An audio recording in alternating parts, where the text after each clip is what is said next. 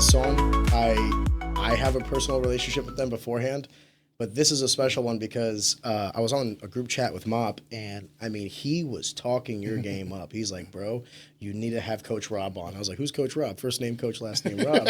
Yeah. And he's like, he was telling me a little bit about you, about how you came to the gym and basically like changed up some of their programs, really provided a very high level wrestling coach dynamic to their gym.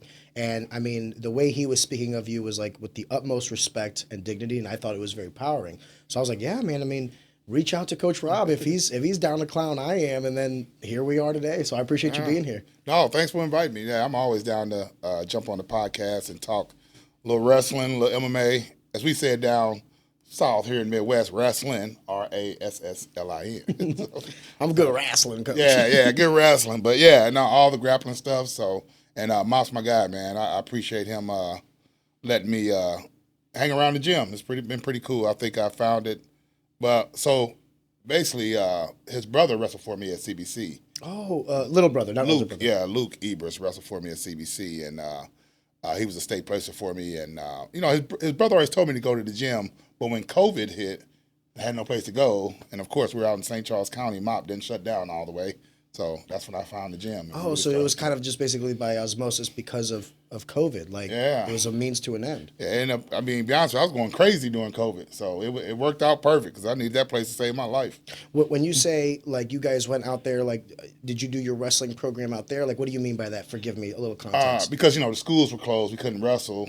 CBC High School couldn't wrestle at CBC. Yeah, I couldn't do nothing with the kids. But we could take some of the kids and go to Mop's gym. We'd go to Mop's gym. I would do classes there. And Mop was like, hey, start coaching wrestling on Monday. So I just started coaching wrestling on Monday there. Nice. And by that time, I think we had already won like 1 or 2 state titles at CBC. And, you know, I traveled the world coaching for USA Wrestling also. So it was just a good fit. I got to learn some jiu-jitsu, do some Muay Thai, kickboxing. It's fun. I was going to see, that was one of the questions I had off the record was like, how did you even get into this world of like mixed martial arts or you know, outside of the realm of wrestling? Now it kind of makes a little bit more sense. It was basically like a means to an end. But clearly there was like when you got to Wolves Den, just out of curiosity, I'm sure you've been to like a plethora of gyms, like wrestling gyms, right?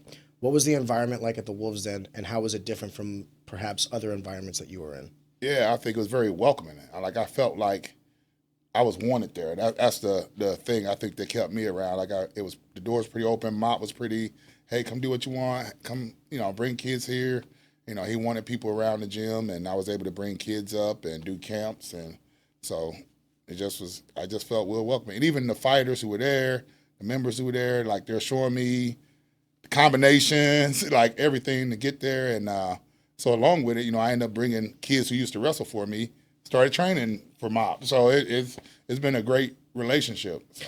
I have stood the test of time in saying that I believe that wrestling is the most dominant martial art, and it is the best base for all the other martial arts. It's kind of like gymnastics for athletes. Like If you're a wrestler, it's easier to get into jiu-jitsu. If you're a wrestler, it's easy to get into boxing. If you're a wrestler, it's easy to get into kickboxing, Muay Thai, whatever. Yeah. But if you're a boxer, it might be difficult to get into jiu-jitsu, or it might be difficult to get into wrestling. Would you agree with me in my summation that wrestling, the reason why wrestling is the most dominant martial art is actually two-factor. One, the physical attributes of it. The ability to take the fight wherever you want, the ability to control the pace of the fight is just paramount. Yeah. It is the most important thing. And then second, there has never been a martial art that I've ever done that has made me so mentally sharp. Wrestling, you know, the quote Dan Gable said, once you wrestle, everything in life is easy. It's just hard, man. It's hard. I'm sure other sports are hard, but it's hard. Like it's, you know, stuff you think you wouldn't do, you do it. Like, you know, whether it be running 10 miles. You know, I done ran 10 miles before. Like, about killed me, right? But, you know, just how you push your limits in wrestling is just crazy. And I think, you know, all my brothers wrestled. I didn't wrestle till like my freshman year. All my brothers started wrestling like their freshman year. But I never liked it, to be honest with you. But one thing I did like about it was I'm in control. So I think that's what kind of drew me to it. It's like I don't have to wait for nobody else to win. I've always been kind of a person who loved winning and was like a sore loser. So it caught me in that way. But the sport itself at the time when I first saw it, I didn't like it. I think that every wrestler deep down has like a love-hate relationship with the sport. Yes, yes. Like I love that I did it, Yeah. but if you told me like, all right, go back and do it again, I'd tell you to go fuck yourself. Right, No right. way. And that's what I think. I try to coach now to where I want kids to love it. I think that's the thing that, my generation, a lot of people grew up with. Like, our room, you locked the door, the heat was at 100 degrees, and it was live 2 hours. Like, somebody's puking, somebody's dying. It's every day. Like, so I think that's just the grind that. The problem is, so I coach as well, and the problem is, this is more of a question, not a statement.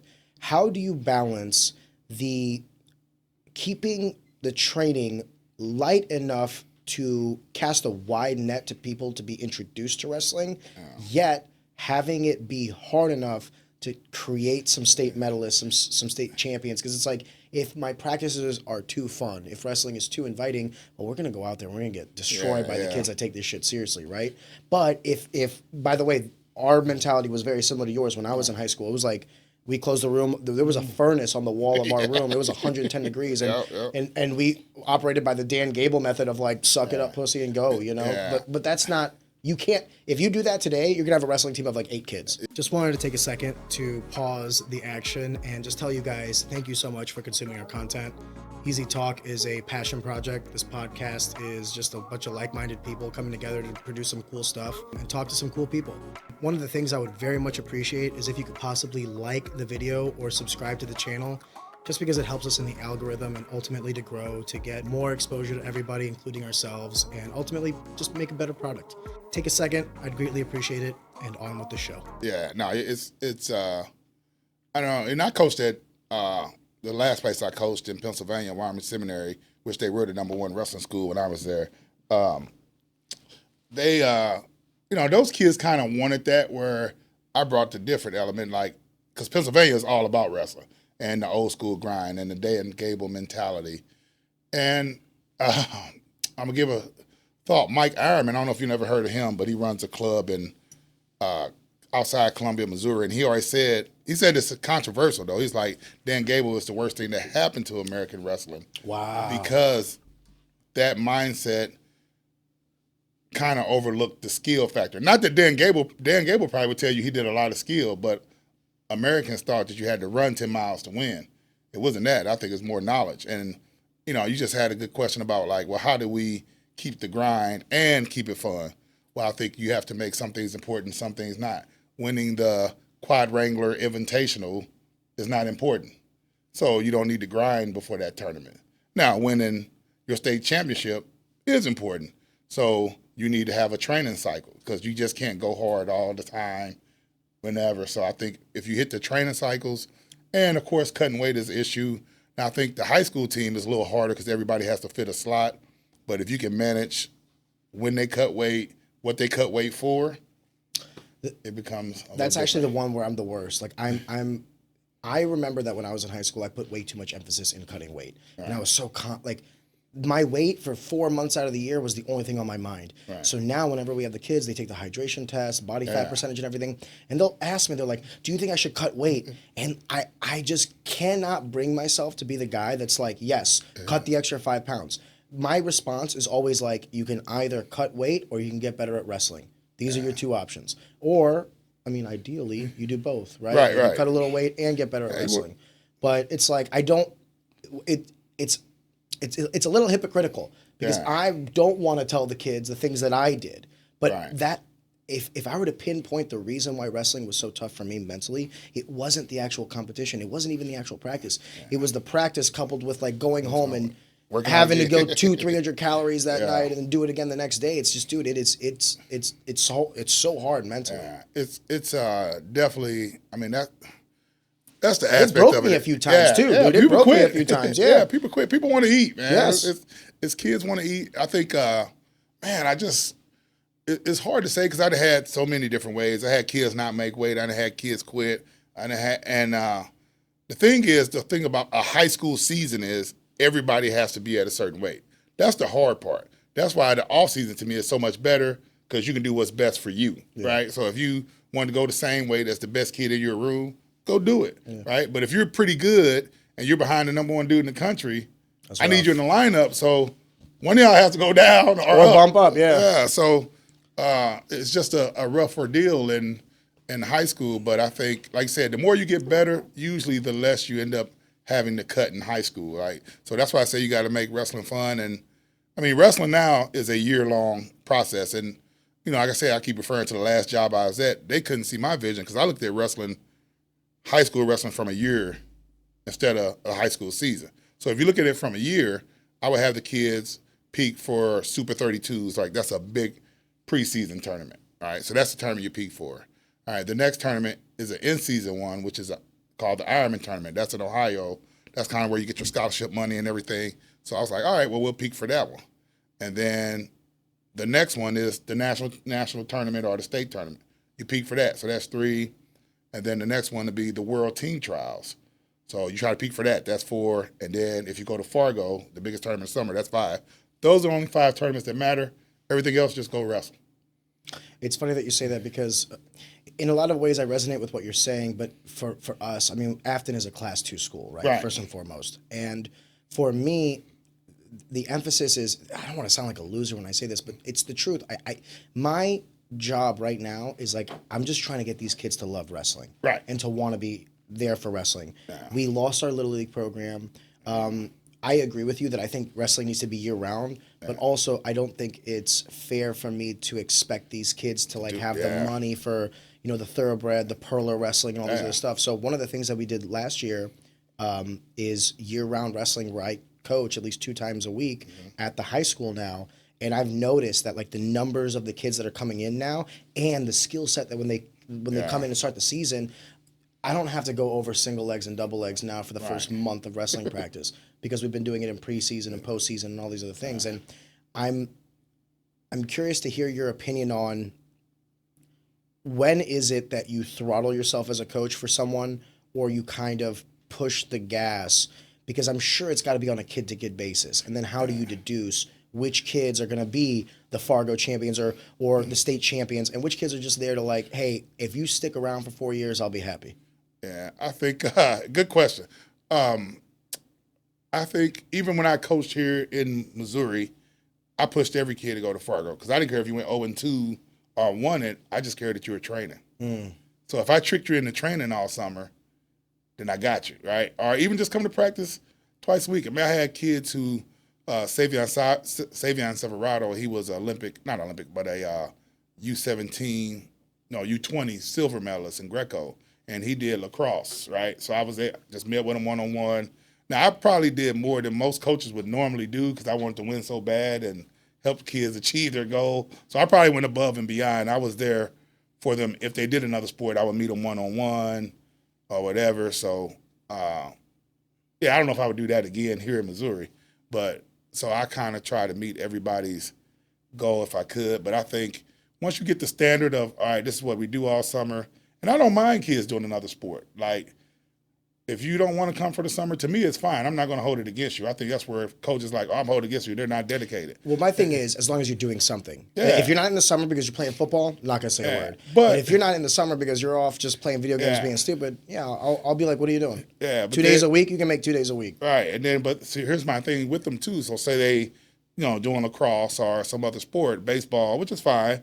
And then they get in the season and they have the number one dude in the country and they're upset because they lost. I'm like, that boy didn't stop all year. Yeah, it's like, hey, you get what you earn in this sport. You don't get what you deserve, you get what you earn. I tell the kids, I was like, we can either have fun at practice or we can have fun on the mats. You choose your fun. Because I'll tell you what, having fun at practice is cool. I like it as much as the next man. But I'll tell you this, I'd rather have fun on the mats. Yeah. All the time. Yeah, and that's how I fell in love with wrestling, if I'm going to be completely honest with you. Yes, practice was cool, the camaraderie and everything like that, but going out there and getting your hand raised is the reason why I stuck with wrestling, the reason why I went to MMA. It was there's no more euphoric feeling, in my opinion, in sports than one-on-one competition where you're the better man. Yeah, no, it's awesome. And, I did football and wrestling, and actually I was a college football coach for a while also. So, I don't know, I just, something about wrestling that always got me. I think the moment that changed me forever is, I probably hit you with something super get serious here with wrestling. My dad was murdered when I was a freshman, and my coach at that time picked me up from the funeral, and I wrestled. And that moment, I knew I can get through anything. So that's when I knew, like, okay, well, this is why I wrestle. It made me tough. What do you mean he picked you up from the funeral to what, to go to a tournament or something? Yeah, we had to wrestle like Hazelwood East that night for the conference championship. Jesus Christ. So, yeah, my coach was Charlie Sherrod, senior. He's one of the most winning coaches in the country for a while. I think he has 12 state titles. His son is actually now the coach at Maryville High School, who used to coach at Whitfield High School.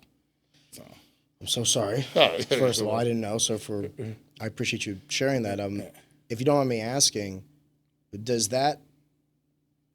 what was your relationship like with your father?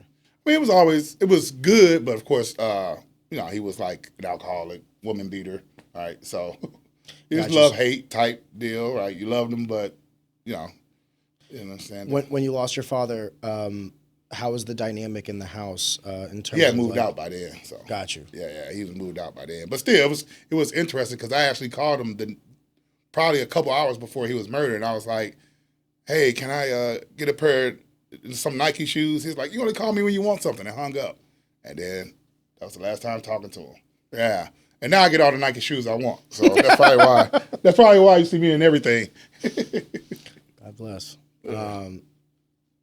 It is interesting how when these things happen in your life, you don't necessarily know how you'll look at them. They always say hindsight's 20/20. Right. But it's also like the emotional intelligence that you develop through. I'm sure the way you felt at 16, 17, 18. 14. Was, freshman, forgive me, is different than the way you feel about it now. When you say that you went to the funeral and then went to go wrestling right after, can you just walk me through some of the emotions that you were feeling?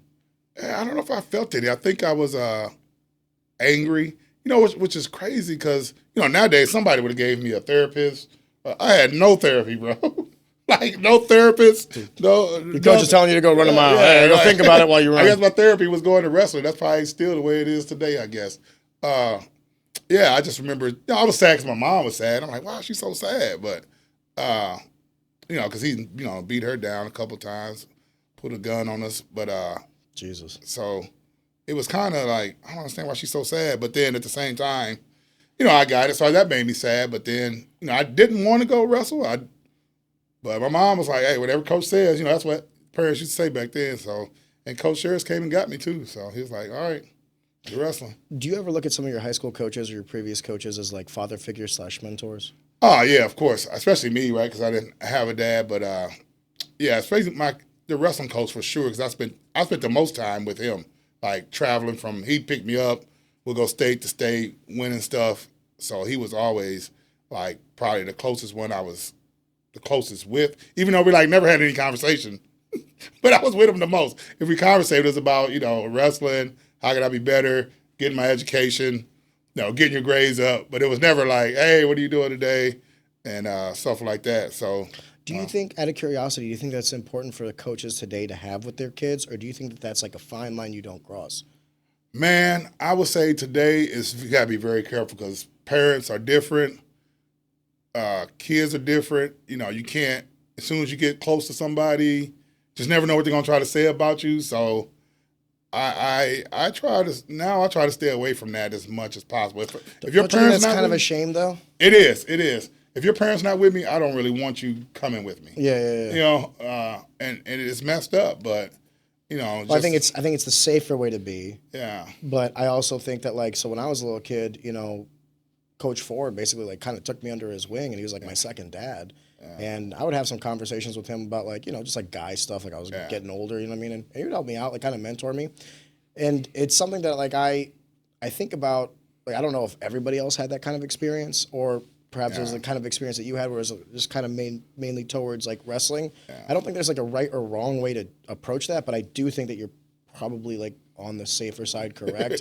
These days. Don't cross a line. Our coach was crazy, man. We would go to Coach Sherris. We would go to the Granby system of wrestling, right? That's in Virginia. It would be 14 of us. He would take out all the seats in his van. So we would just all lay down in the van.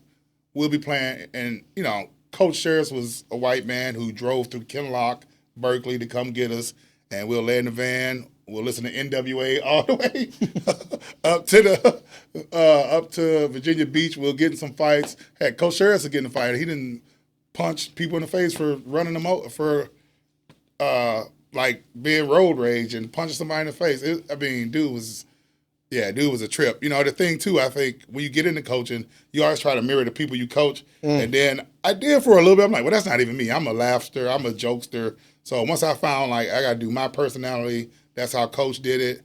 I'm not like that. I can still be hard-nosed, but funny at the same time. So I think, it's just interesting, the mentorship and how it's different these days. Like, I really say these days you got to be very careful. If you're with a kid, it better be a parent you really, really trust. Yeah, I agree with that as well. I also don't put myself in positions where I'm ever alone with a kid. Yeah. It's more of like, This chair.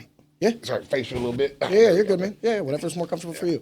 Just make sure he's still in focus on cool. I've never, like, I'll give you a prime example. It's like, we would, because he used to wrestle for me back when he was in high school. He's in college now. But like, we'd have conversations on the bus and on the van about, like, what should I do about, like, school, about this, that. And it was just like, I thought to myself, like, this is a good time for me to kind of also give a little bit more than wrestling. But I always thought to myself, like, it was this weird thing of like, I want to give you advice, but I also don't want to like groom you or mold you because like at the end of the day, you have parents. Right. And then I'll tell you what I did or what I would do, but I also don't want you to go home and be like, well, Coach said to do this. That's the last thing I want. You know what I mean? It's funny you said that. So, my strongest relationships now are with the first team I coached at Timberland. It's weird. All these kids who I were probably the hardest on. Sorry, do you want to move that just a little bit closer to you now? Sorry. No, you're good. You're good. Just the kids are probably the hardest on when I first started coaching. Like, they're all around me now, and those kids love me, right? So it's just interesting to see the kids who I were the hardest on are the ones I'm around now and probably have the best relationship with. So you said earlier that you also coached football. Out of curiosity, you don't coach football anymore? No, I don't coach football anymore. I think I coached at Timberland 1 or 2 years. And no offense to anybody, but a lot of the football coaches used to be jerks. So I'm like, man, even working for them, I'm like, man, why these guys such jerks? I don't understand. Like ego or ego-wise, ego, temper, all of it. I just didn't vibe with you. Yeah, I just didn't like it. I just felt, and maybe I had my ego too, to where I felt I played a lot of football, been around a lot of good coaches that I knew a lot too. So I was just like, well, I'm not going to work for this guy. That's fair. So, and I felt wrestling, like I said, I could do it my own way. So it's interesting that you said that your coach was like kind of like the mold for the kind of coach you wanted to be, and then you kind of realized that, hey, like the way he was or like his mentality and everything, even though he was my coach, wasn't necessarily the same path I followed. I couldn't agree with you more. My coach, Devon Ford, is like the most stoic man. I mean, quiet, reserved, you know what I mean? Right. And then I'm like, not that, you know? And it's interesting, though, because like he was my coach in a lot of ways. I do kind of mold the way I coach. I mean, it's kind of like parenting. Like you look at parents, and like if you have a good parent, you mold yourself after them. If you have a bad parent, you want to be like the anti them, right? Well, I had a good coach, so I want to be like him. Yet, boy, am I missing that mark. Out of curiosity, when you started going to the Wolves Den, was there any part of you that thought about, like wrestling is an aspect of mixed martial arts? Like perhaps there's an avenue for me to also be a coach within this realm? And not just in solely like folk style or Greco or freestyle wrestling, but also a wrestling coach in MMA. Yeah, because I always watched MMA as soon as it like jumped on the scene. I think when I was wrestling at Merrimack, the coach. When did you wrestle at Merrimack? I had to be 96, 97 maybe. Was that before Mercatani? No, Mercatani was there, but old man Mercatani used to always bring me things of Kevin Randleman. He was like, hey, this is Kevin Randleman. He's fighting in Tokyo. So he's always like... He gave you the biggest, buffest black guy. He's like, this could be you. Hey, Kevin Randleman was the dude. Most people don't... I don't know if people even know. Kevin Randleman won 2 NCAA titles. Yeah. His last one he won with his jaw wired shut. He had a broken jaw. Couldn't eat for 3 to 4 weeks. I didn't know that. Jaw wired shut and still won the title. Jesus. Dude was a monster, bro. No one's built like wrestlers, dude. No one's fucking built like. I don't care what anybody says. Like there was this meme that's like, LeBron like fell, and no disrespect to LeBron, but like LeBron falls down on the court and he's like looking at the ref. Meanwhile, it's like a picture of a wrestler with like his face taped, and he's like, I didn't hear takedown. No, you. It's something about it. It's just. It's a solo sport. Yeah, it's a solo sport. It just make you go so hard. Like once I really became a better wrestler, my football was better because I didn't get tired of football anymore. Like I just didn't get tired. I can just go. Like I just remember, like especially like my senior year in football, our team wasn't as good, but I had the same motor, so I was able to like once we start. I couldn't beat you in like a mile, but I could play all day. I could hustle you down. I was pretty smart. I knew schemes. All my brothers played football. One of them coached college football. So I remember coach just kicked me out of practice because I would just like if he would like, we're running your way, Robinson. I'm like, okay, bring it on. And as soon as I started stopping the play and flipping their guys around, he's like, get out of here, just get out of here. I'm like, all right, I'm going. I'll tell you why I fell in love with wrestling is because of the techniques. I could beat people that were stronger and more explosive. Because I was like, when I was in high school, man, I was like a $120, 5'5" white boy. Like I wasn't on the football team. Like, you don't want me on the line. You know what I mean? But then in the sport of wrestling, because I could learn moves and leverage and the anatomy, it's like, oh, I can take the guy that's more explosive and stronger than me, and I can pin him. Yeah. And I think now that I'm saying this out loud, I think that's the reason why I fell in love with wrestling and then jiu-jitsu and then martial arts in general, because it allows for me, like I'm not a special guy in any physical way. Actually, ask my wife. But outside of that, the knowledge in these martial arts allows me to, at the very least, compete with people more physically gifted. And I think you know what the word wrestle means, the Latin term? Overcome? Or no, isn't it like conflict? Struggle. Sorry. Yeah, struggle. So that's where I always tell the kids, like, you love it because of the struggle of it. And you just said the most important thing. That's like the beautiful thing is you don't have to be the strongest. This guy could be stronger than you, but you can be smarter. Or you could be quicker. All right. Or he can be like smarter than you. It's so many different variables to win in wrestling. And that's why the cutting weight factor, I deal with a lot of little league parents here lately. And they're like, well, next year we're cutting weight for this. And I'm like, It doesn't matter. Like Super 32. How old are they? Like we're talking like 12, sub-teenager. 12, 13, and 14 years old. I think, they see anytime you start looking at other kids and what they're doing, that's when you lose track. Like your kid may only be 4% body fat. You can't judge by what little Johnny's doing in Texas because he won the big tournament. Especially now with social media, you see all these. Dude, it's I don't know if you watch wrestling a lot, but Bo Bassett is like he's a kid out of PA, Bishop McCourt, probably number one kid in the country, and I faced him a couple times with a lot of our kids, but he's so big on social media, and I think now the parents are trying to figure out how they can maneuver the same way. I mean, at one point in time, he had an NIL deal with Iowa, which was supposed to be $5 million, right? In wrestling, that's unheard of, right? That's basketball money. But yeah, I think now everybody's looking at all this other stuff and just wrestle. Just wrestle. Your kid time will come. Do you think that we get to the point in sports where we get so competitive at such an early age we're actually detrimental to the sport? Yeah. Yes and no, because it's weird because we need money in wrestling.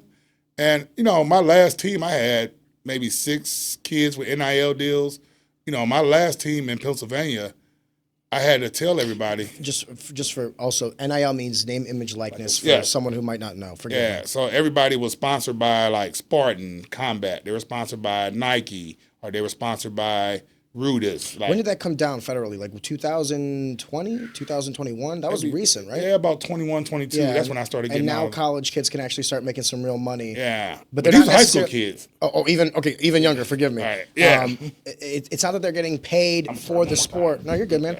It's not that they're getting paid for the sport. They're getting paid for their names, their image, and their likeness. And that's like the loophole, the difference between an amateur athlete and a professional athlete. Yeah, and like I always had the number one kids in the country at this school, so they were always trying to get at them and get them to do stuff, like be a sponsor. And one thing, too, in wrestling, not as much football, but kids will leave their senior year and go train at their college for a year and skip their senior season. So that was a fight that people had to fight. They haven't fought that in Missouri because nobody is thinking that level yet because wrestling-wise, nobody's on that level. when I had David Mirgatani on, he was telling me that NIL is like a double-edged sword. It is like simultaneously allowing for the first time for wrestlers, because if wrestlers wanted to make money, you were either going to the Olympics Right. and getting the sponsorship deals that came with that, or going into mixed martial arts. Like these were your two avenues. Yeah. It's not like basketball or football or baseball where like you have high school, college, professionals, and it's just a natural linear line to the next level. Where do you stand on NIL? Do you think it's a net positive to the sport because it now allows for these kids a more readily available source of income for just doing their craft? Or do you think it's kind of corrupting the sport?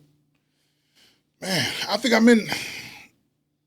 It could be both too. Like, Yeah, I'm kind of both. I think I like the fact that they can get money because by the time you're through with college, they use you and abuse. Your body is beat up. You know, some of these kids having knee surgeries at 28, 29. baseball, dude, they're getting elective Tommy John surgery on their shoulder. They're 18 years old. Right. They're not even hurt. They're doing it because they want to get 2 more miles per hour on their fastball. Right. So it's like, I don't know. I think it's bad and good. I like the fact, I didn't think it would be so much money. I mean, I have kids personally to me, you know, get offered. You'll be surprised. If I say the offer, everybody will know who the kid is. But, I mean, like, just $500,000 to go wrestle is crazy. Jesus. To switch schools or to do stuff like it's crazy. There is a part of me, there's the capitalist side. I mean, it's like that money was being made before. Here's the thing. Whenever, because I do think it's corrupting the sport, but I think it is like either you're going to corrupt the sport or you're going to corrupt the schools. Which one do you want to choose? Yeah. And at the end of the day, a school should be in business to educate people, not be a sports team or sports league, with the mask of an educator. Yeah. So it's like, for me personally, I would rather the athletes that are kind of the only reason these leagues exist to be getting the money over the schools. The schools are going to make their money Regardless, 7 days from Sunday, right? So it's like, I'm not worried about that. But before, you're absolutely correct when you say that these schools are going to kind of use and abuse. I don't want to say the word abuse, but like being a college athlete is extremely stressful on the body for those 4 or 5 years if you get redshirted, right? And then afterwards, if you're lucky, like in other sports, you can go to the professional league. And then what's the average NFL career? 5 years. Yeah, it's like Less than that, some of them. 3 or 4 seasons, right? So it's like, hopefully you make your money. I want you to be set because the tax that you're going to be paying physically, you're going to be paying for the rest of your life. Right. You know what I mean? How many guys do you know like walk funny because they had both ACL reconstruction and all this other stuff? So it's like, make your money. However, I do worry that the money with NIL will eventually lead to a lesser representation in other aspects. And I'd be curious to ask you this. Do you think that our Olympic team will suffer because of NIL? No. Okay. I think, there's several different ways in wrestling now. I think, all right, so the colleges might give you money, right, to wrestle on the college team. But they have these RTC programs, regional training centers, right? So that's what I was saying earlier. Like some of these kids would leave my program to go to Iowa or they skip their senior so they can train at their regional training centers, right? So if you go to the regional training centers, that's where you usually used to keep your Olympic athletes, all right? So let's say I take a Kyle Dake or somebody. Like I would pay him just to come and train here, train for the Olympics, and at the same time I'm paying wrestlers. The thing is, where did all this money's coming from? Like perfect example, I'm using Penn State. They pay their wrestlers on the team, but they have about 6 to 7 athletes in their RTC program. They're paying also. So whereas before you were only paying the RTC athletes and the college guys didn't get paid. So now you got to come up with the money to pay the college guys and your Olympic hopefuls. But this is why I said it's not hurting them, because now we're so good in wrestling that your college guys are the ones winning the Olympic medals. So they're already getting paid. So since we're so good, I mean, Jacksonville. Do you think NIL has, because of the money because there's a new ability to earn an income previously unattainable, it now allows for people to focus even more on wrestling and become better versions of previous generations? Yes, I think Jordan Burroughs set that up. He was the first one who made money wrestling. I think he was the first mainstream wrestler. Yeah, like made money, and it took him a while to make money. I mean, people came out after him making more money than he did. I remember at one time, he probably had maybe a world title, maybe two, and David Taylor was jumping on the scene. David Taylor had his own shoe when he hadn't even made a world team yet before Jordan Burroughs, and David Taylor was getting like $1 per every Adidas shoe sold, where Jordan Burroughs, who had won 2 world titles, didn't even have his own shoe at the time. And so, but it's just showing you the marketability. I guess David was pretty marketable at that time. It can also be someone's coming up Yeah, versus yeah. someone's already at the top. And it's just interesting. But I think once that landscape started hitting, your David Taylor and those guys, your David Taylors, Kyle Dake, they're smart. I think they all used to meet about business. You know, I think they like set the bar. We charge $5,000 for a camp. Nobody's going to drop below it. So I mean, they set the market and had a market set to where if you want these guys for camps, this is what you had to pay. Allegedly. Because everything you just said was illegal. Oh, really? Allegedly. Oh, dang. Yeah, I didn't know market that. manipulation. Sorry. Allegedly, Sorry. some of these people might get together and, coerce a market value.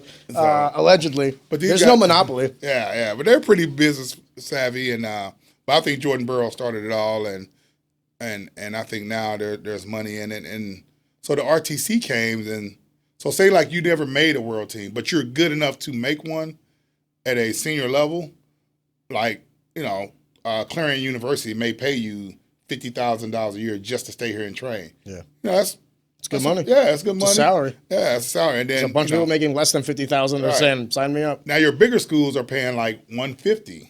Yeah, but you're also, we say like, oh, that's not good money. But, bro, we were just talking earlier about how hard wrestling is on the body and how stressful it is on the mind. So, like, you're earning that $50K because you're in there with studs day in and day out. And I said Clarion, I don't think they're paying anybody for the RTC. Sorry, Clarion, I'm just giving that. If they are, if they're not, we just made them sound really good. Yeah, but it's just a whole new world. But I think wrestling is so good. I mean, I would say, back to your question about is it going to hurt our Olympic hopefuls? I don't think so, because you have coaches like myself. I have so many kids who have won world medals and who are ready to win the Olympics. They're, back in the day, if you step But do they want to? Let me more refine my question. Is like, it used to be that people would aspire for the Olympics. And now this is a question of pure ignorance. I don't know if that's still the case or not. It might be. But what I'm saying is, when you do introduce this more lucrative form of, and I hate to say it this way, but like NIL in a lot of ways, it'll make a lot of people a lot of money in a way that's easier than being the first place at the Olympics, right? Yeah. So now when you start introducing like, hey, I can make 125 a year, just being like, around the guys, training, helping everybody else, like, okay, well now I kind of take a step back. I'm not necessarily going for that goal like I maybe in previous generations would have, because that was the only way to actually make any real money. So that's where my question was kind of coming from. When you introduce money in all aspects of this, now you got high schoolers with NIL, right? So it's like, and like I said, pure ignorance. Maybe it's not. Maybe it's helping it. I just don't know. Like when I'm thinking about this, like objectively, I think to myself, well, the second you start introducing money, it can either help or hurt. Well, I think the bottom factor is you still have to win, though. Agreed. So if you're not winning, that money's going to disappear. But I would make the argument that, like, you can win, and then when it comes time to like possibly be an Olympic athlete, you can still take that golden parachute into MMA. Yeah. I think look at Stevenson. He's like the prime example of it. I think, if you can get a quad, they call it a quad. So, but if you can go 4 years to Olympic cycle, that's great. If you do 2 Olympic cycles, then that's usually what you get out. There's only been a few people like the great heavyweight from Cuba. He has like 5. Yeah, he just 5 won his Olympic 5th. gold medals. And when he says a cycle, he means like because the Olympics they're every 4 years, but it's like you got the winter and then the summer, and the summer. I only think summer because I think wrestling. So, in 2028 is in LA. So that this quad, and hopefully like one of the kids from here, Luke Littledahl, he was supposed to go to Francis Howell. He followed me to CBC. He's from St. Louis. I can't say his last name. Littledahl. Littledahl, yeah. Well, I'm gonna trust him. He's saying it better. I used to mess up. He's a fucking beast, man. Yeah. So excuse my French. No, you're right. Littledahl. His dad was a coach. He wrestled. Littledahl, is that how you say it? Yeah, Littledahl. Littledahl. Didn't he just lose? I thought it was Littlehall. Yeah, and that's a whole. Yeah, but dude, it's. I don't never tell you that story. So he lost to Nate Desmond. Guess where Nate Desmond's from? From high school. so what he's trying to say is, no matter who wins, I win. Yeah. He lost to some kid on Penn State wrestling. Yeah, so in team. Nate, a teammate who's been a teammate for the last 4 years. So Luke Littledahl, his dad's a great coach, strong figure in Missouri wrestling. Family's great family. They're like Luke, the pride of Missouri right now. Yeah, I know Luke since like 10. You know, me and his dad always hooked up for stuff, camps or whatever. He brought him around. Luke, when I was a coach at CBC, where we won 2 state titles, 5 trophies. Yeah, I had to flex a little bit.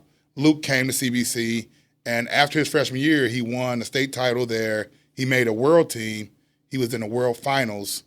Took second, lost to a kid from India. That September, I got the job at Wyoming Seminary. Wyoming Seminary had a real good coach there.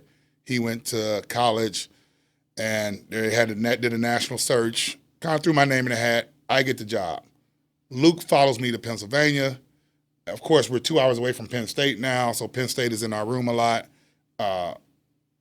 And Luke continues on this streak where he's in the finals of every world championship. He eventually won U17. He's in the finals at U20.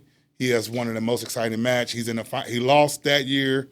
The following year, he came back and won. He's been in every world championship finals. He's the first American male to be in every world championship finals there is. So it's crazy. So he won 3 golds there. And one time we went to Jordan in the Middle East, and Nate Desmond, who I got the transfer from, I'm a good recruiter, from Bethlehem Catholic, came with us to Jordan, and he was Luke's training partner. So, and I got to get Nate to come to Wyoming Seminary. Nate comes, has an incredible career. His senior year, he got hurt towards MCL or meniscus, I think. And so he's been sitting out. But Nate has always been right there. He wrestled Jack Forrest, Bo Bassett, all those kids. He always either 1 point away. So, I was happy to see Nate break through. And it's like, it's bittersweet. Both those guys had to wrestle. But Nate, I expect big things from him. He's good, bro. He's real good. They're both amazing, bro. Yeah. They're both amazing. But Luke's Littledahl from St. Louis, man. I think he's probably the best wrestler there's some good wrestlers come out of St. Louis. Right now, if you go just college-wise and what he's done on a high school level, he's probably the best wrestler come out of Missouri. He's definitely the highest prospect. Probably next to sure. Sammy Henson. Like Henson's pretty good too. So. Wasn't Sammy the first American to get silver in Greco-Roman? He got silver in freestyle, but I think he was like I said Greco. Sorry, I said Greco. Forgive me, freestyle. But he made a senior world team when he was like 18 or 19 or something like that. Yeah, he made something real early on. Sammy's pretty special. It's funny. His son was just fighting at the last Shamrock. Yeah, he did. Yeah, and it's funny how I say this all the time whenever I'm at wrestling tournaments and stuff like that. It's kind of like a weird thing to say, but I do agree. Like I stand by this. Gymnastics, swimming, and wrestling. These 3 sports create the best physiques in human beings. Because like Sammy now is like probably close to his like maybe 50s, mid 40s, like early 50s. Yeah. Anyway, and he walks in the room still fucking solid. Right, he works out all the time. Yeah, and I'm thinking to myself like, don't get me wrong. A part of that is genetic. A part of that is lifestyle. Still, you know what I mean. But like, I think to myself like, how many football players do I know that have like let themselves go right after high school or something like that? And for the vast majority of the people that I know that are like older that used to wrestle, they're still fucking solid. I still don't want to mess with them. Yeah, it's funny you say that because I was like, when I worked the camps at Penn State, I've been around Cale Sanderson, but I really got to be around him these last 4 years. And what's that been like? Man, dude is special. And I was like, one thing I couldn't figure out, like, man, how does he win so much? Because he don't seem like, it's anything special to him, right? I'm like, he doesn't look. He's not a flamboyant individual. Yeah. He's just kind of reserved. And I'm like, man, he don't look super strong. Then I kind of grabbed him. I'm like, oh, he's strong. Okay. And then I seen him. We had to move mats. And, those Resolite mats. I seen him lift the Resolite mat all the way up. And I'm like, it can't be that heavy, right? I couldn't lift it. I'm like, okay, this is funny. This guy's a freak. Like, he's a freak. Well, do you think it's a freak, like physical, or do you think it's like a technique thing? Because there have been people that like eyesight wise, I'm like, oh my God, this guy should be a beast. And then like you get a hold of him and you're like, man, like this is, I don't know if that's water weight or what, but you're bigger than you actually are feel strong. And then you look at some people that like don't have any definition. Their body looks like everybody else's body. And then they get a hold of you and you feel their grip strength. And you're like, oh shit, I'm in for a match. And not only like was he super strong, he's athletic too. He's right and left. Like he has good feet movement. I'm like, okay, oh, he could have played football. You know, I couldn't see it at first. Like, oh, he could have played basketball kind of if he wanted to. Just a natural athlete. Yeah, that chose wrestling. And he is freakishly strong. I'm like, okay, this dude is real strong. This is kind of a stupid question, but I want to ask it anyway. How important is it to have a coach who has achieved various accolades when they competed? The reason I bring this up is I don't necessarily think that like you have to have done the sport to be a good coach. Like I know a lot of people that, especially in MMA, who like they weren't the best fighters themselves, but when it comes to like watching tape and dissecting the game, they're actually very good coaches. Yeah. But in wrestling, one of the things that I think is important, maybe you'll tell me I'm incorrect, is like I do think it's important if like your head coach also did the shit. Like when Dan Gable went back and he started coaching, it's like, yo, man, if you're under him, I'm sure that's inspiring. Well, Cael Sanderson comes back to Penn State, and I mean, they are just unstoppable. Right. So, like, how much of that is Cael Sanderson, the person as a coach? How much of that is like his legacy and the respect and admiration he has of the people around him? Is it a combination of both? Do you think it's important for a coach to have accolades before they go to coach? I think I'm gonna say yes and no.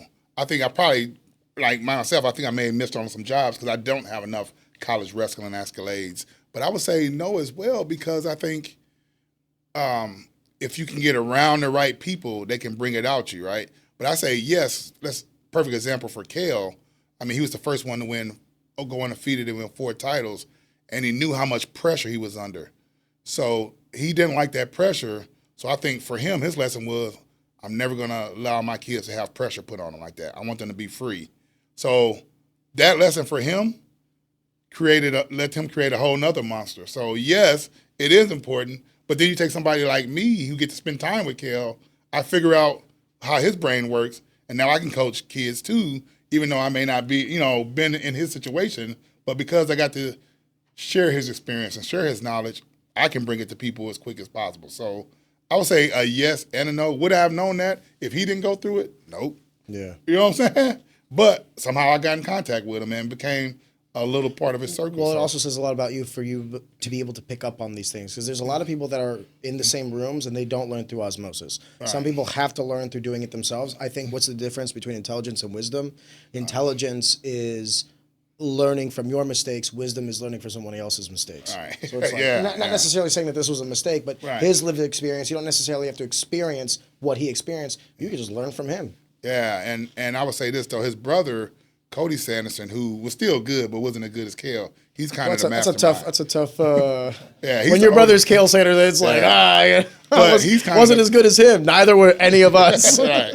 But he's kind of the mastermind. Like, he designs everything, and so, and I don't want to give up all their secrets. No, I'm not trying to probe on that either. Yeah, it's just, I think a lot of people in wrestling feel that you have to have wrestled to be, like, the best coach, and especially, and I don't think so as much in football. They don't anymore because you realize, like, if you can get into between somebody's head. And one thing in wrestling, too, they're like, well, I need a smaller guy for the small guys and a big guy to coach the big guys. That's not true either. I think that's insane. It's can you get in their head? Yeah. Can you get in their head? Can you motivate?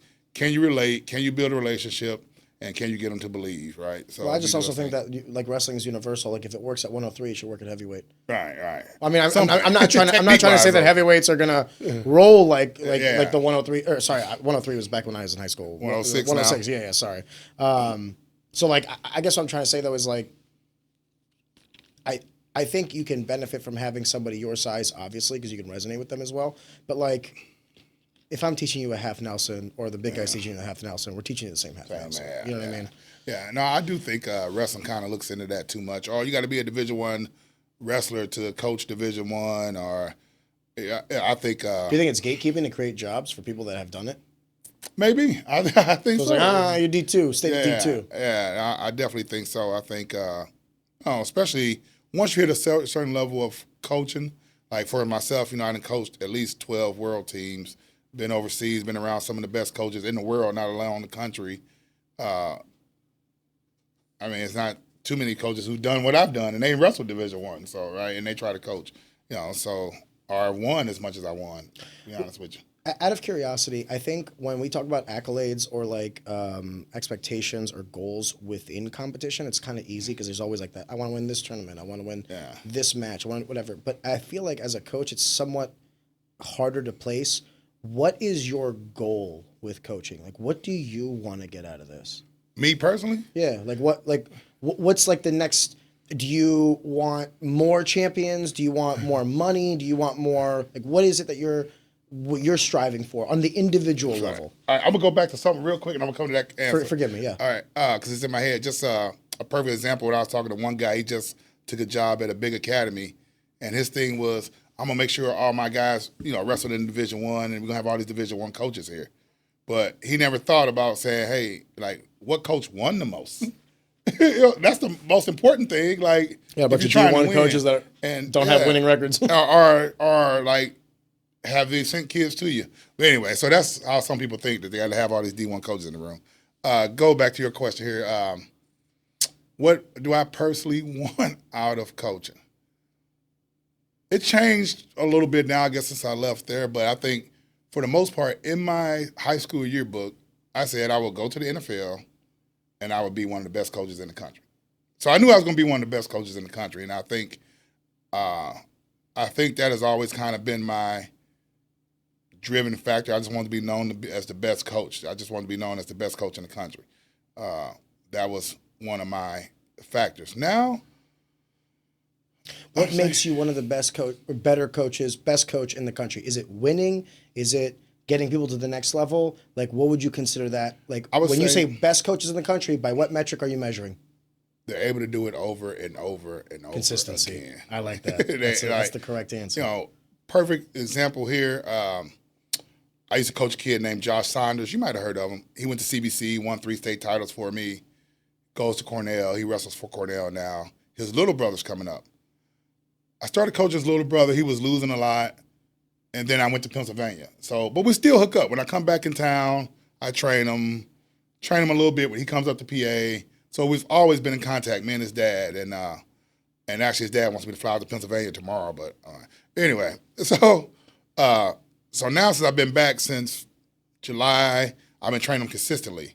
And he won Super 32, the biggest tournament there is. And then, I have some Little League parents, and they're like, well, he cut this much weight. That's why he won. I'm like, it's not weight. I'm telling you. He just has skill. Now, for that tournament, you cut a lot because that tournament's like that. It's time to compete. Yeah. You were talking about peaking. So it's like. So anyway, told his dad, I said, hey, Jacob needs to wrestle in a college tournament. His dad's crazy. He's like, you're right. I'm like, yeah, he's ready. So he's 14. We go to Central Missouri. Wrestle in the Central Missouri tournament. He goes 4-1. All pins, lost one match.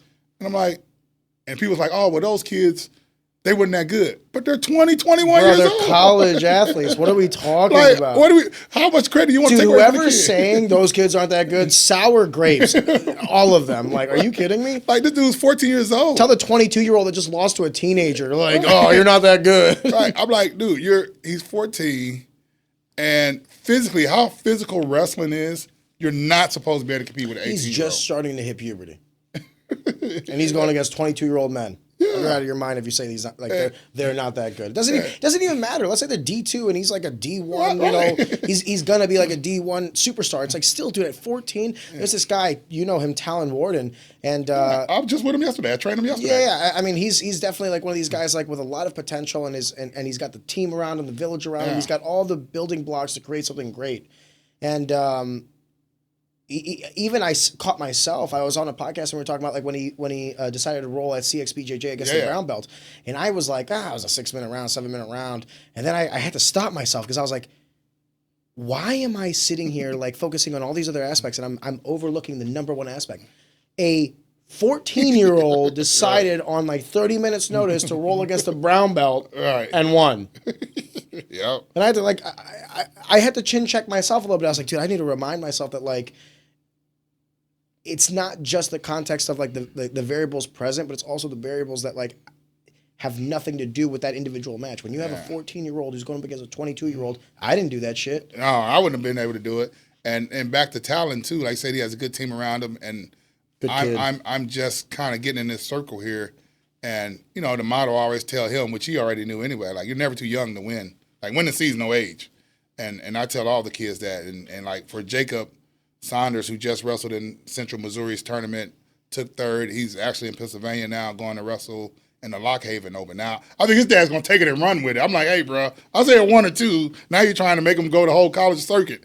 So can you blame him? Yeah, but you get a touch of success. It's a double-edged sword, though, because you got to watch it because, you know, developing high-level talent, especially young, they can get used to chasing the stuff that's a win-win, right? So if I lose, no big deal. Well, right? Isn't that good, though? Yes and no. Because there's no pressure. Right, yes and no. But you still got to be able to come back and wrestle your age group and win when you're supposed to win. You don't think that going back would be easier considering the level of competition? Because it's more pressure now. Because now you're supposed to win. Supposed to win pressure is different than, hey, I'm not supposed to win. I can go out here and win. It's nothing or lose. Because like if you win, you were supposed to win, and if you lose, the greatest upset. Yeah. So with him, I gotta tell his dad like, hey, you still got to wrestle these tournaments. Because you can't hide from that I'm supposed to win pressure. Mm-hmm. Like a lot of people, once they start winning, but they don't want to go to your local tournament because the local shark's been waiting for them to come down there and get a piece of them. Now you're too good to go to the local tournament. So, how important do you think it is if you were to do a pie chart as a coach, to develop them physically, so like strength and conditioning, cardio, these things, like to make sure that their body is physically prepared for competition, mentally? And I'm not saying mentally is like technique. That's a separate one. Yeah. Mentally would be like the mental acuity you need to overcome this pressure to not necessarily let the moment lapse them by or hold them in the mud. And then lastly would be the actual technique. So like teaching them how to wrestle, learning moves, learning the game, understanding, like having that IQ on the mat, having that IQ off the mat, and the physical representation, like, is your body in shape for the stress that you're about to put it through? Yeah. If you were to do a pie chart of those 3 variables, where do you think you fit these things? All right. I would definitely say technique, right? And now the good thing about technique nowadays, you can see all the good technique. The hard thing is when to apply, right? When to apply, in what situation, what movement. That's what makes the coaching and the kid special, or the wrestler special. They knew how to apply the right technique and the right movement in the right situation. The next most important thing to me is nutrition. I think, I'm going to say this because it sounds bad, lifting weights is fine. I can, if a wrestler doesn't ever lift weights, I'm okay with it. If you're eating right and you're wrestling, you're getting strong. And then you add... It's a different strength. It's a different strength. And then you add a body movement. It's another lady you should probably eventually get on your podcast, Carolyn Wester, Wrestling Prep. She has this mind. I've never seen nothing like it. She can make these movements, and it's all math-based. But it turns you into like a better athlete. It's like gymnastics, but specifically for grappling and wrestling. And she has this niche. I don't know, like, and it's all numbers-based. She never wrestled. She went to MIT. We need the nerds. Thank you, lady. Like it's crazy to me. She got her kids in wrestling. I mean, she was just a mom, but because she's so good at math, she turned these movements into math-based problems. It's crazy. And Jacob Saunders, he goes to her, and he's like a cat now, right? Anytime you pick him up, he's going to land on his feet. But he's already athletic, and then you add knowledge of how to stay athletic. It's just crazy. But anyway. It makes me feel stupid that I completely left out nutrition now that I think about it, because it is such an important part. Yeah, I think that's, being on the level that I've been on with the top college guys and the top high schoolers in the country, it's nutrition. Nutrition. I was just texting one of my kids last night. He's at lunch at Timberland's, the principal's kid, Linquist. He's eating Doritos, turkey sandwiches. I'm like, and he wants to say, all the time these kids now, everybody wants to make a world team. Like, I want to make a world team at U17. I'm like, it's easier to say, but people don't understand the commitment now. And now it's so different. Like, I've been taking kids to the age level world trials probably since 2011. The brackets used to be 15 kids. It'd be like, I would take 4 kids. It'd be 15 kids in the weight class. Now, they were all hammers. It was 15 of them. But now, since wrestling's gotten more popular, the same tournament, it's 150 kids in the bracket now. Jeez. It's like way harder than what it used to be. But they're not all hammers. Or are they? It's a little deeper. That's why I'm saying America's going to be fine on the world stage for a while. But the thing with America now, I'm switching subject on you, is a lot of these kids are realizing that the depth is so good. So they may have a grandma who lives in Puerto Rico, or a grandma who was Irish, or a grandma who was Czech Republic, and they switching countries now because they want to be in the Olympics. Yeah. They want to be Olympians, so they wrestle for different countries. But yeah, I would Americans representing a different country because they have some sort of ties. Yeah, and it's somewhere. quicker to get to the Olympics. But I would definitely say nutrition, wrestling, and the knowledge of wrestling. And I had a cousin. He was a swimmer, and they were like Junior Olympics. He did something very similar. He went and swam for Albania. Yeah, boy was born in America, never spent a day in Albania. Big deal now. Well, now it's like I remember at the time I was kind of like I was like, why would you do that? And I guess I overlooked the competition side. Like, he wanted to compete, but like for me, it was like a patriotism thing. Like I could never like imagine like no, I'm American. So my lawyer, her kid is in California, and she wrestles. She's very special, and she came down. Like they moved here, been training with me for a few weeks and a month or whatever, and she realized how hard, because she's talented. She's won some stuff, and now she's like training with me. And the lawyer's like, hey, this is the best coach in the country. This would be a good deal. But they have a connection with Great Britain. Grandma's from Great Britain or whatever. And the kid is like, I don't want to do it. I want to stay. And I'm like, you realize if you do it now, 2028, you'll probably be in the Olympics as a 20-year-old. Like, you'll win that spot for Great Britain. But the kid doesn't want to do it. But it's just crazy, like, this concept now. Everybody thinks about it. Like, can I ask a question, though? Yeah. This is like just the first thing that's coming to mind. I'm not trying to sound disrespectful when I say this. What is the point of going and representing I have no idea. Like, there's no other way to say it.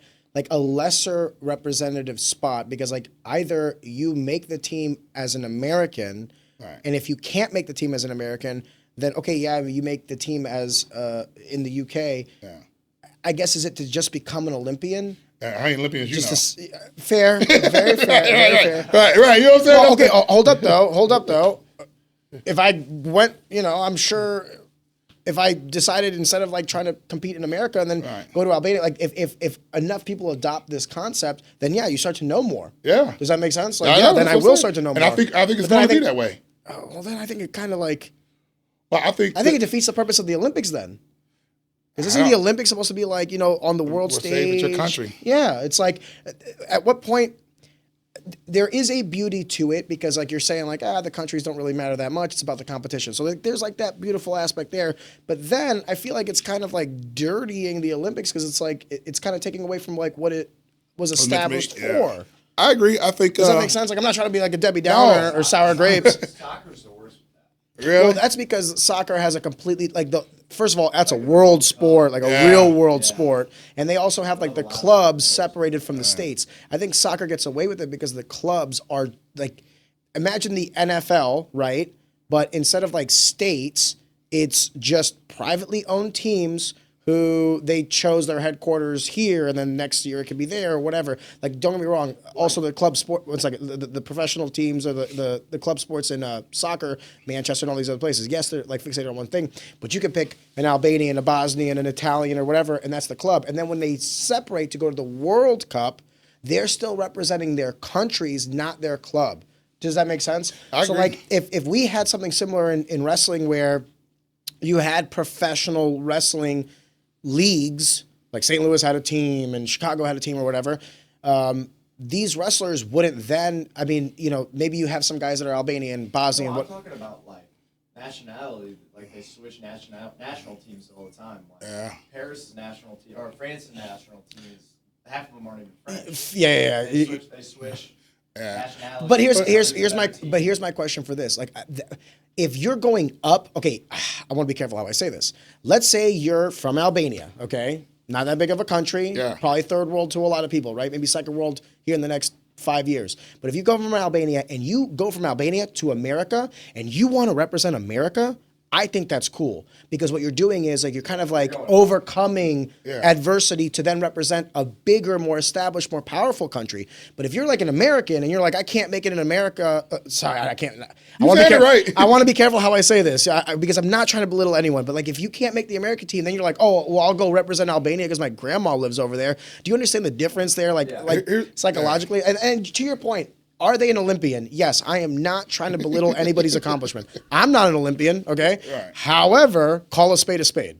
Yeah, no, and I'll say, for instance, Like that one lady that represented what country in breakdancing? Australia. But I could do that shit. I I'm don't an know, Olympian. bro. She was pretty good. You've never seen me dance. So, but It don't get whiter. for instance, this young lady, my lawyer's kid, for her, for my mind, will she make an American team? I would say maybe, right? In the future, like not 2028. I'm telling her, like, she's you want young. She's right, young. right. She's so young. I'm like, if you want to get on a team now, you want to make history, be an Olympian at the age now, and then you've been an Olympian, you can go make money in other countries running camps. Can she represent the UK in one Olympics and then represent the US in another? Like, how It's does harder. that work? Yeah, it's harder now. It's way harder now. Actually, USA Wrestling came out. They sent me the rules because I was asking so much about it. You have, like, if you have a USA Wrestling card for more than 5 years, you're going to pay $10,000 to switch countries. If you have a USA Wrestling card and a United World Wrestling license, meaning you competed overseas somewhere, that's about $30,000 to switch and a suspension.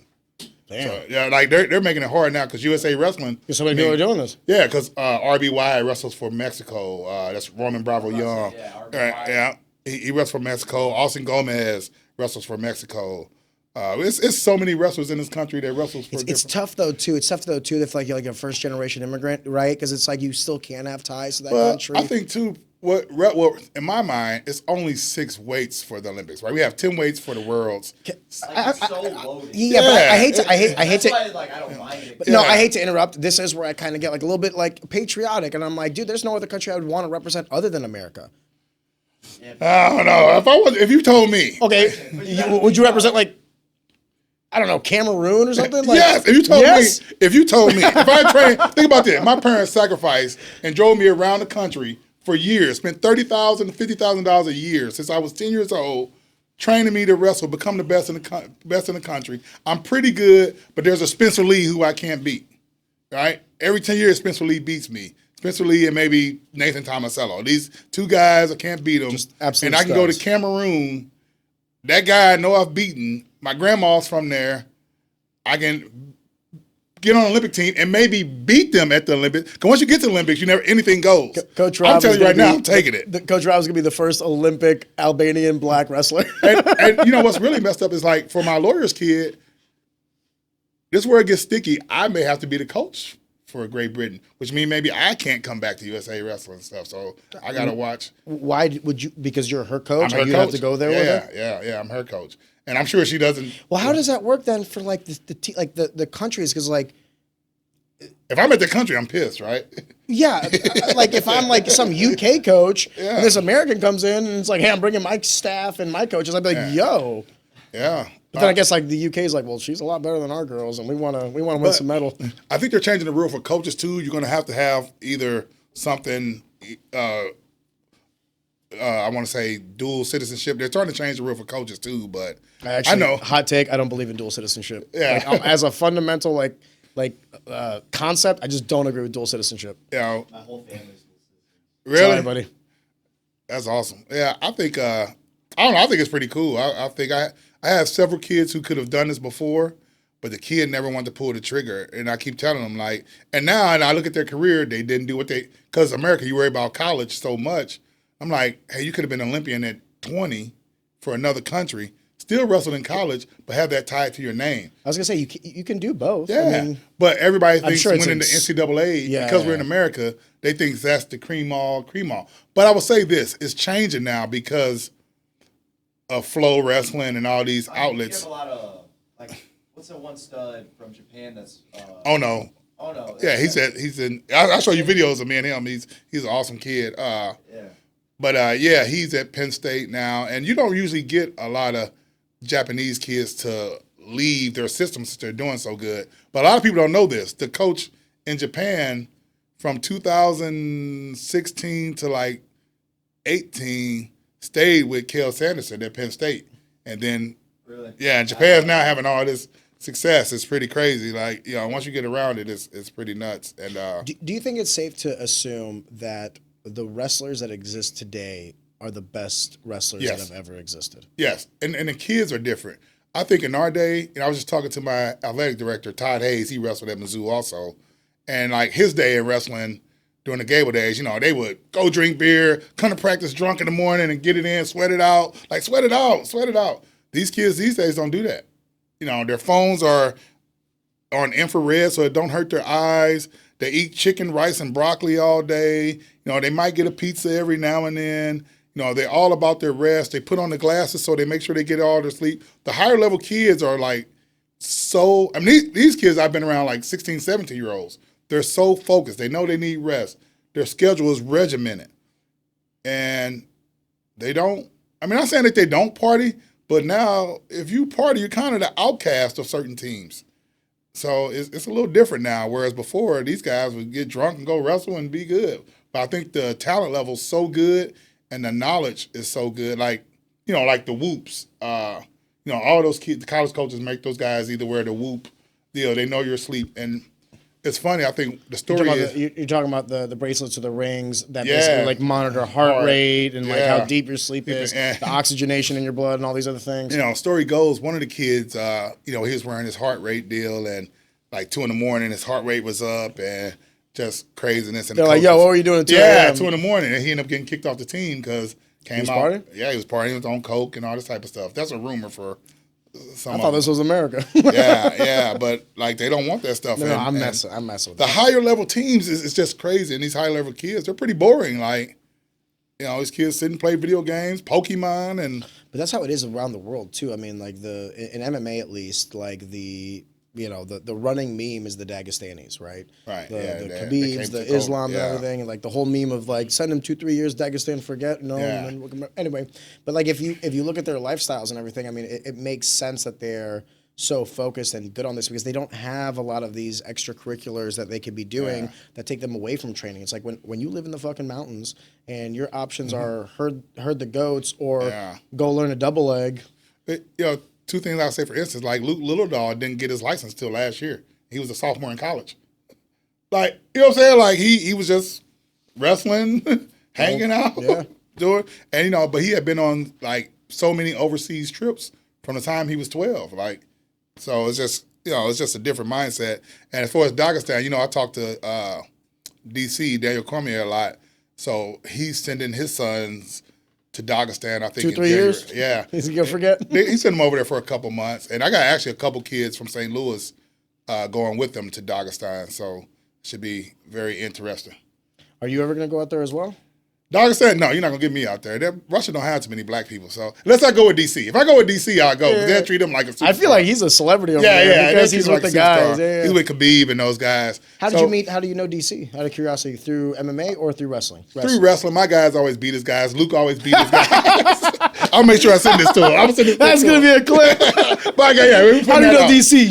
Shit. Yeah, my guys always beat DC. You mean how does DC know me? Right, and but when you wrestle, you see people around, and I give it to DC though. Like, people don't know this. DC has the biggest heart, man. So as soon as he heard about me leaving Wyoming Seminary, he because I'm gonna say this because I can't. Cause Wyoming Seminary is pretty dirty, but he was like, man, no, like I'm flying you out here. I'm gonna get you the coach out here. So he flew me out there. I stayed with his house for a week, hung out with him and Justin Gagey, like coached his son. Hung out in the community. I can only imagine what that was like. Oh, my God. Yeah, I like DC. You got too much money on your hands, buddy. But, yeah, so he's just a good dude, man. Actually, I was just talking to him the other day, asked him to give me paramedic glasses since they were giving them out at the UFC fights.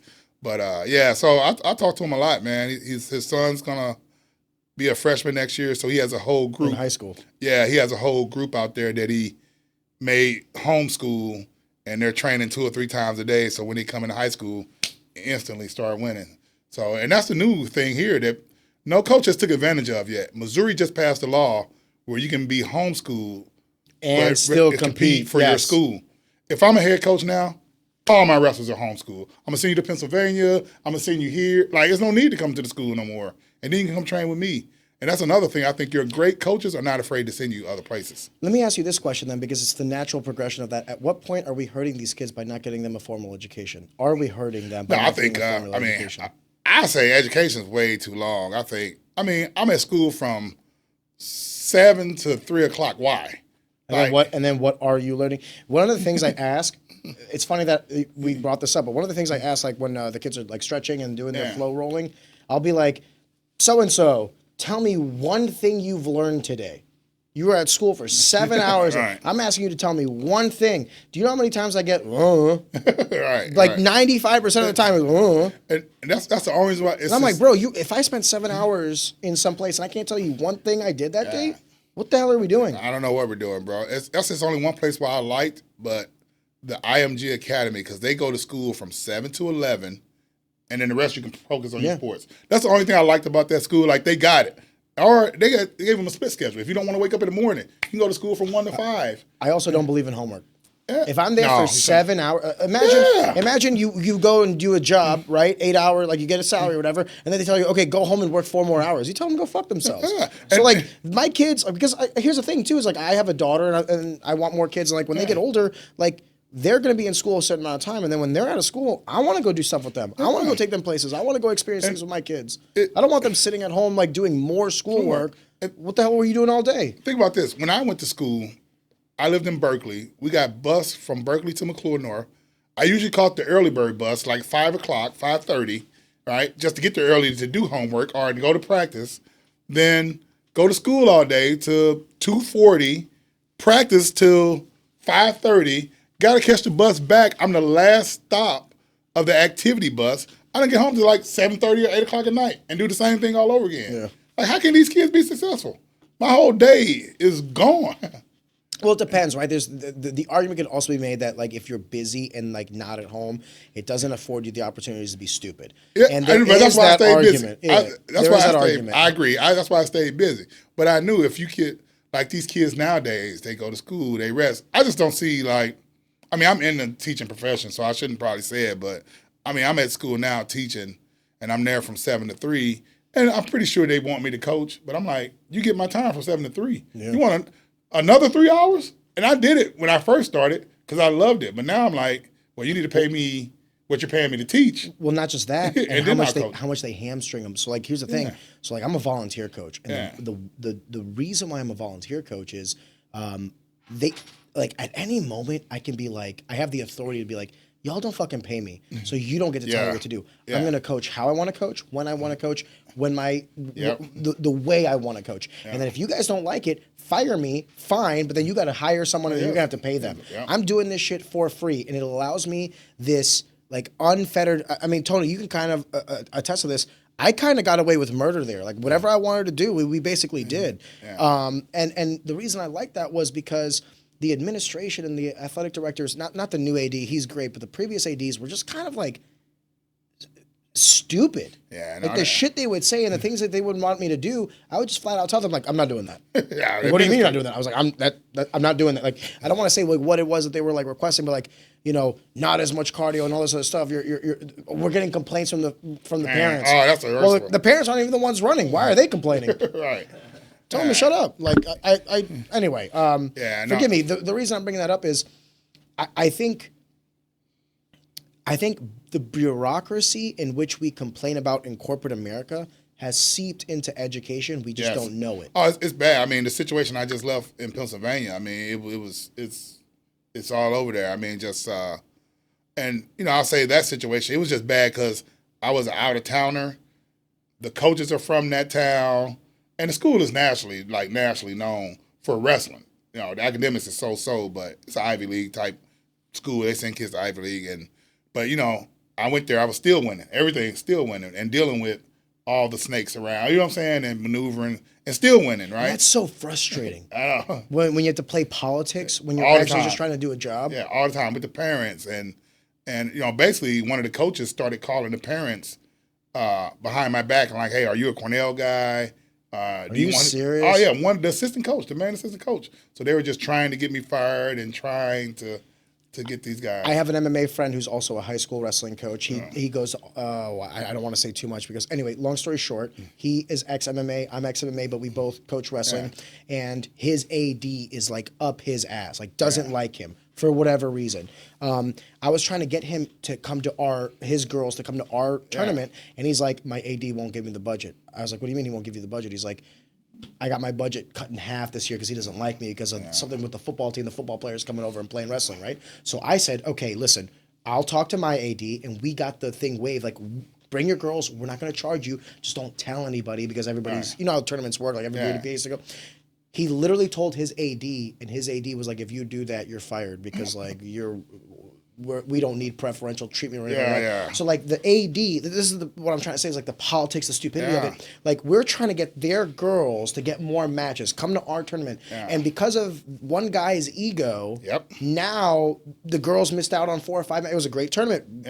Well run. We were in and out in, like, 4 or 5 hours. You know what I mean? Everybody got 4 or 5 matches. And I felt kind of bad. And I was, like, thinking to myself, like, this defeats the purpose of what we're supposed to be doing.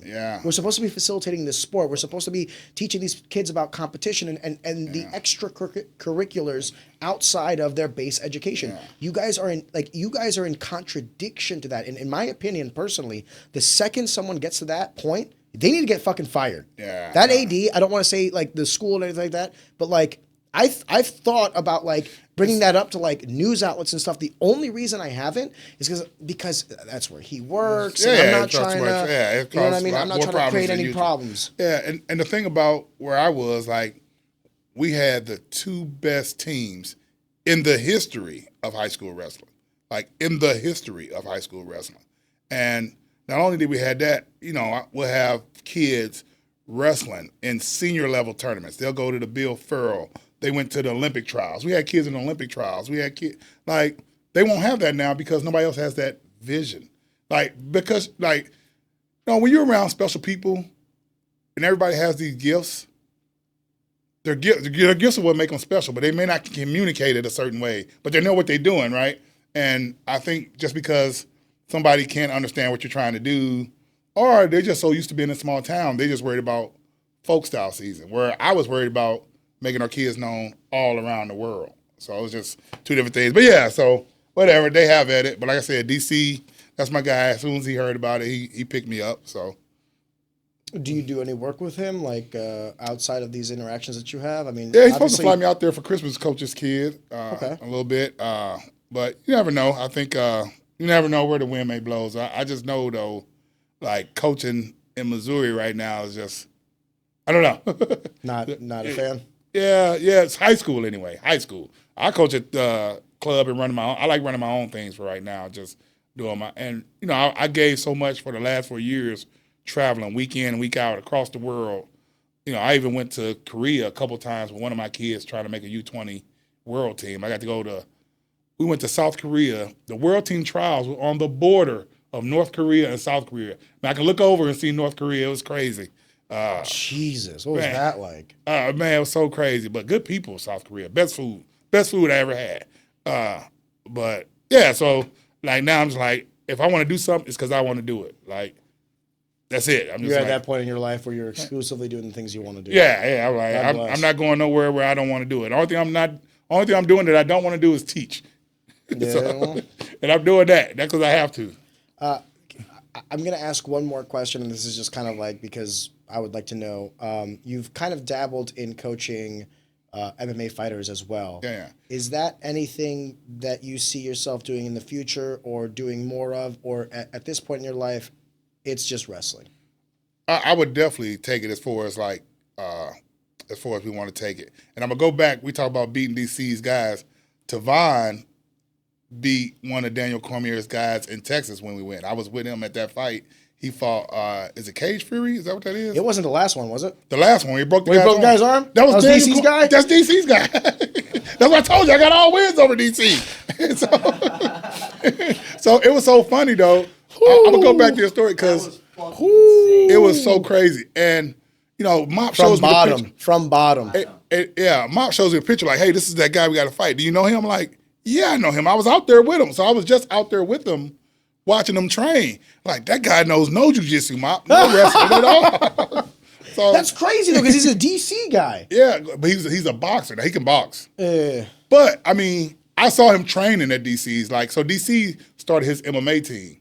So he brings in like maybe 8 guys though. And Separate from AKA, isn't like yeah, DC separate based? from, he has his own thing. So like DC's in Gilroy, he has a wrestling academy. He has like 3 Russians living there. And then it's an MMA gym next to DC's gym. So DC doesn't want to open an MMA gym. So he's just doing like Invite only. And they go down to AKA and train some days, but he's not really trying to make anybody mad. That's the best too, man. To be as a coach, to have exclusive, like, I want to be careful how I say this, but like one of the hard parts of coaching is when you can allow for anybody to come in, because then you're also going to get the kids that, it's not that they're bad kids. Yeah. It's not that wrestling possibly can't make them better or whatever, but they're not cut out for this sport. Yeah. And the longer they're going to stay around, they're actually a detriment to the team. If that makes their energy, their malaise, and everything like that. And if I could just kind of pick and choose, that'd be a lot of fun. Yeah. That's what I like doing. So, and but it's so funny when Mop showed me that Tavon was fighting him, like, oh yeah, this guy don't know nothing. We got to wrestle. So yeah, that whole. I sent DC the video, like, this is your guy. Look at his arm. He's like, I'm not watching that. Damn, you're an asshole. He showed the arm with like a Nike logo. Like, I got a new shoe. I like that guy too, though. He's a good guy. Like, he's Tavon, when he was here, dude, Tavon was like I like Tavon. We could not disagree. I'm talking about the guy who broke his arm. I know him too now. No, that's what I'm saying. Like, Tavon was talking about like how, cordial and everything, like super respectful and all this other stuff. Unfortunately, at the end of the day, it's a very violent sport. Shit happens, you know what I mean? Oh my God. But it wasn't, Tavon didn't say anything bad about it. You know what I mean? No, Tavon, man, I think he's very special. He's on a wave right now. I think it's gonna be hard to get a fight for him though after that video. I think he's a physical specimen. I think he's going to intimidate a lot of guys just from his photos, right? Yeah. And I think that he's a tough fight for any man. And I also attribute what people that are much more learned than I am say about him. Mike Rogers gave him his roses. There's other coaches that are like, Tavon's the real deal. You know what I mean? So like when you have the respect and admiration of the community as well, that's when you know you've hit a certain level. Yeah, and like, I work with him on wrestling a lot now. So he's been wrestling mixed with his jiu-jitsu, like, man, he's athletically gifted, man. If you can also teach him everything that he doesn't know, he's gonna be very, very dangerous. And he's dangerous now, but he can only get more dangerous. And it was funny too. Not saying that Mop obviously does a great job with those guys, but Tavon and he was like, man, you gotta come with me to all the fights. It was just a good vibe. I'm like, yeah, because I just learned to you want to relax and enjoy it. And one thing I got from some of the better coaches is like, hey, this is the party here. This is the party. This is the part that's fun. Yeah, not the after party. This is the party. This is the part that's fun, right? So many times we put pressure on ourselves where you make it not fun. Like, this is the party, going to the fight. Like, going to the after party doesn't matter. That's funny that you say that, because when I think back about wrestling, my own career, I don't miss the practices. I don't miss any of that stuff. I miss getting on the mats. Yeah. Anytime I can get on the mats, it's a good time. It is. And I think, it's so funny too. Like, one thing I used to do in Timberland, I'm going to go back. Actually, I'm going to tell this story. Sure. So, in 2012, I went to Thailand to the U20 World Championship. But that's a whole nother story. But this is when my coaching started changing. If one man can hold you down. Yeah. So, we're at the World Championships, and it's my first World Championships I've ever been to. And I'm just watching. I'm looking. I'm looking at the Russians. And this time, it was like USA still had this ego about us. We were not supposed to lose to anybody, but we wasn't in a good place as far as the country goes. And I'm just stumbling around, and I wonder what's in this room. I open the door. It's the Russian room. I fell over like in the room. It's like all the Russians just looking at me like, hey. Black man. Yeah. But they were cool. They was like, get out. I'm like, all right. So I just kind of stood by the door, and then I started watching them. And I noticed something that the American team wasn't doing. The Russians, as soon as they knew they were about to wrestle, the coach, he rubs his shoulders, rubbing them down. Blah, blah, blah, blah, blah. I don't know what they're saying, but I just see them talking, and they're rubbing, constantly touching. I mean, they rubbed and talked to their guy from the spot I saw them at all the way to the stage. And I'm like, man, they're giving them a lot of attention. Another thing I noticed was everybody else was in the regular warm-up area. The Russians had their own warm-up area. I'm like, man. And that's when I noticed, I'm like, okay. So then when I got to, this time I was coaching at Timberland, and we were getting good. And for districts, I was like, you know what I'm going to do? I'm going to find us a spot off to the side. We're going to have our own spot. I'm going to play music. I'm going to get kids to relax. You created a vibe there. Yeah, I created a vibe. And then, I told my kids they can't go down to the gym until, about 2 or 3 weight classes before their weight classes. So they got to relax. Man, it worked like a charm. I'm like, yeah, because they're not just sitting there in their thoughts. Yeah, and it worked. We started winning the districts we weren't supposed to win. We won it. Right? It just, I'm like, oh. And then, after, so I was already onto it. And then talking to, like, the better coaches at Penn State and those guys, it's like, I was onto something. So when I went with Devine, like, we were playing music, relax, stretching them out, just chill. He was like, man, that was the best vibe. I'm like, yeah. Just making another day in the office. Yeah, another day, just having fun. Before we put a cap on it, man, I wanted to say thank you for coming on. Yeah. I know that this was actually the first time you and I met, so I appreciate the transparency and the openness of the conversation, especially talking about some of the things that happened in your past, Before we put a nightcap on it, is there anything else that you want to touch on, or is there something that we didn't discuss that you wanted to discuss? Oh, man, I don't know. Yeah, I feel like we discussed a lot. What's the record between you and DC again? I don't think DC won no matches against me, coaching-wise anyway. Coaching-wise, we ain't talking about fighting. But, when I went out to DC, too, I learned so much stuff from him. It's like, it's just so much, it's crazy how it's just so much stuff to learn. And even you think when you become like a good coach, you have a system and it's like, man, I didn't know about this. Like, how did I not know about this? So it's just like his hand fighting stuff that he does with his kids. Like, that's pretty interesting. Well, I think that's the mark of a good coach. Yeah. A good coach is not someone who knows it all. A good coach is someone who absorbs them all. Yeah. Yeah, I think. You're still a student.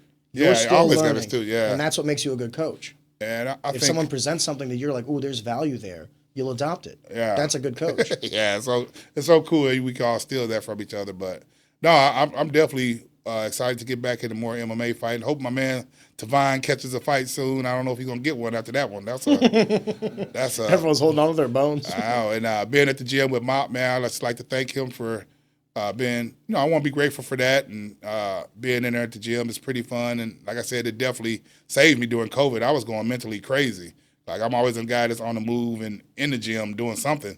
So he saved me that way. And then when I left Pennsylvania, like he was the first one to reach out, like, come coach at the gym. So it's just I've been blessed. So I can be bitter, I guess, if I want to be bitter, but there's no need to. I think I'm around people that love me, and it's Thanksgiving, so we're definitely gonna enjoy that. I was about to say that. I was like, in the spirit of the holidays, man. Well, listen, Coach, happy Thanksgiving, and thank you for being on this podcast, brother. Yeah. One more thing I guess I say too about wrestling. The thing now, and a lot of kids have adopted it, is being grateful. I think a lot of people have realized, like, I was grateful for the opportunity to compete, grateful for the opportunity to train with the best coaches. So, spirit of Thanksgiving, we're staying grateful. God bless. Yeah.